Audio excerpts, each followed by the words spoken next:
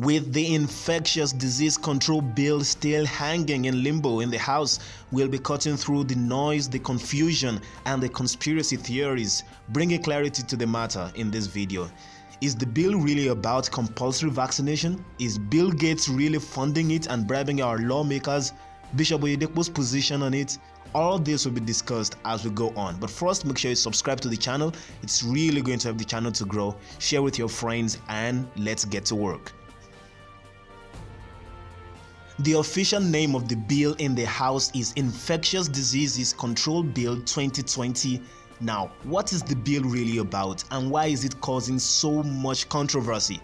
These are the things we're going to be discussing first. Now, the bill is majorly about fighting infectious diseases, talking about it's probably going to be advantageous for us to use it for COVID-19 later on, but since we don't have any sort of vaccine for COVID-19 right now, we don't have any sort of treatment, like real genuine cure for it right now, all we can do is just manage it, so that's not going to be included for the moment.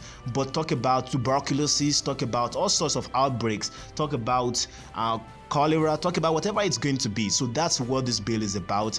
But there is a very major thing about it. It's that it massively gives powers to the NCDC. So much powers is granted to the NCDC under this bill, which means the NCDC gets to control so many things, gets to mandate anything they want to mandate, whatever they think is appropriate for them to be able to manage an outbreak of diseases, they can do it under this bill. So the government is actually ceding power to the NCDC, a bureaucratic agency, for them to just do things whatsoever the way they may fit. So that's exactly one of the things that is very, very controversial about this bill.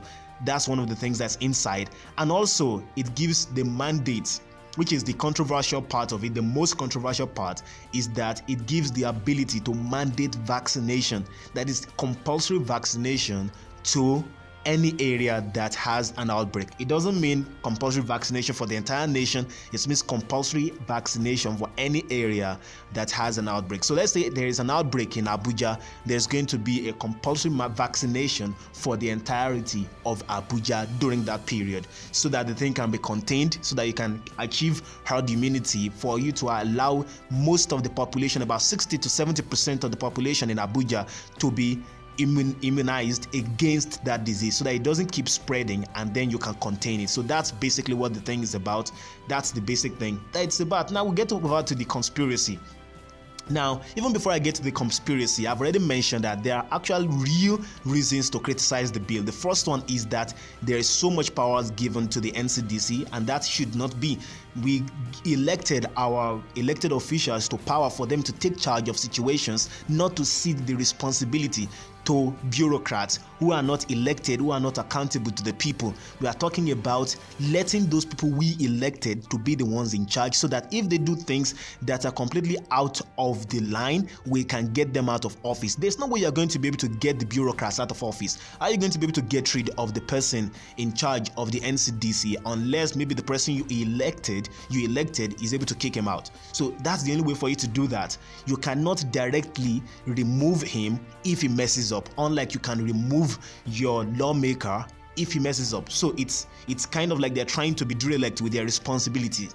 That's exactly what is going on. Now let's get to the conspiracies. Now the conspiracy on ground is that Bill Gates decided to give $10 million to the House of Representatives to allow them to rush through the passing of this bill. So they are accusing the leader of the House, that's the Speaker of the House, that's Femi Gbajabiamila, to be the one who was bribed by Bill Gates, and that is the reason why he is speeding through the readings and everything, so that they can quickly pass the bill, they can quickly make it into law.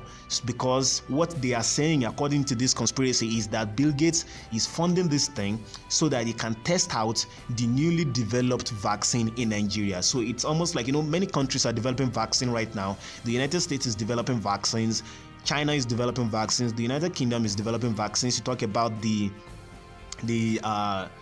Oxford vaccine, that's from the Oxford, the development going on in the Oxford University. Talk about the Imperial College vaccine, so many vaccines going around. So now this thing is alleging that Bill Gates is actually funding this thing so that they can test out the vaccines developed in the United States in Africa. So they are trying to test it on us, on our population here. If it works, then they can start using it over there. So almost like we're guinea pigs. That's what they are trying to say. Now, it's very easy for you to understand why this thing is going to get many Nigerians very riled up and very disgusted if they should see such a thing, especially for those people who believe conspiracy theories just very easily. So that's the reason why this thing has been causing so much controversy. So many people already believe it.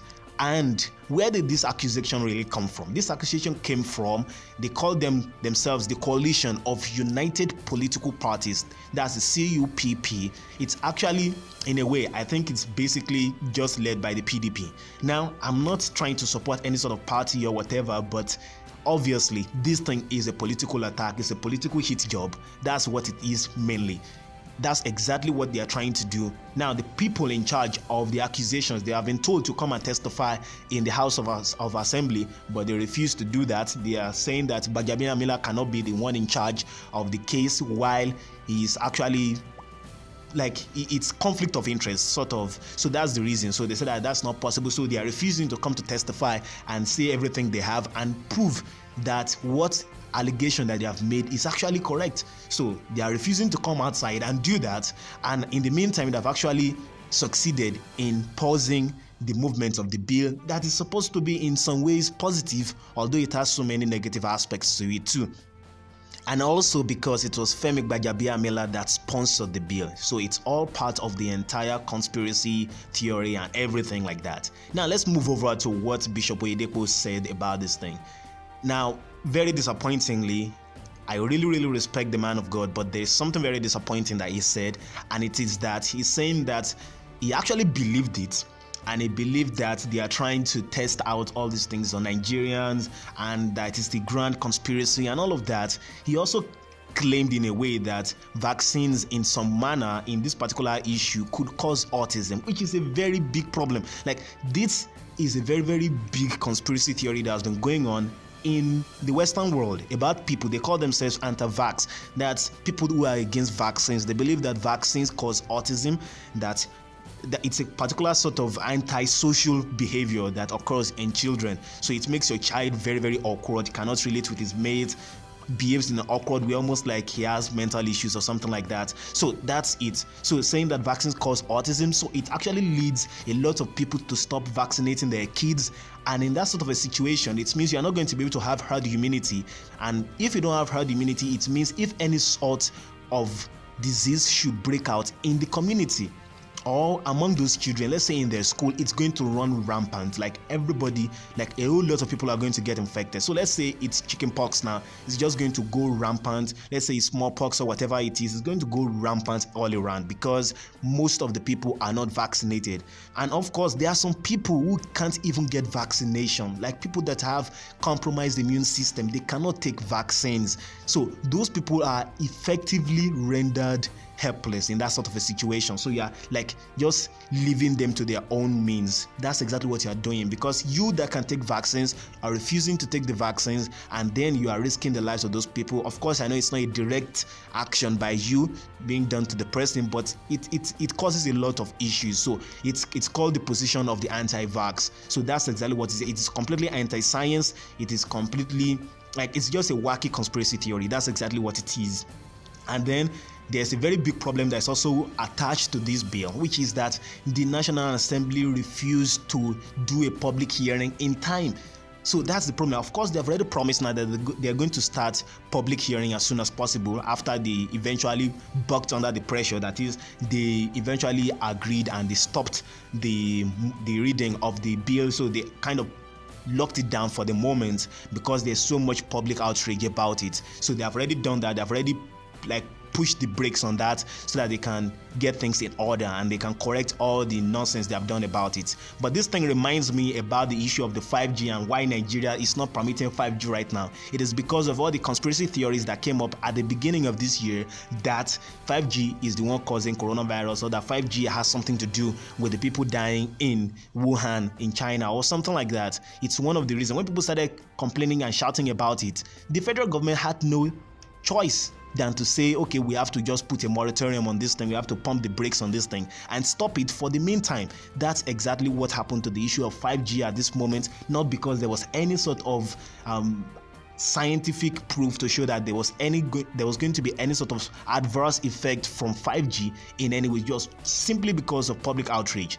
That's exactly what it is. That's the power of conspiracy theories, saying that the government had been bribed from those people, those developed countries, so they are trying to test the 5G in Nigeria, forgetting that 5G has been in some countries outside there since maybe 2017 and 2018, and there was no coronavirus during that period. So it was absolute nonsense, sheer garbage that those people started pumping out at that time. Now, what are my opinions about this issue?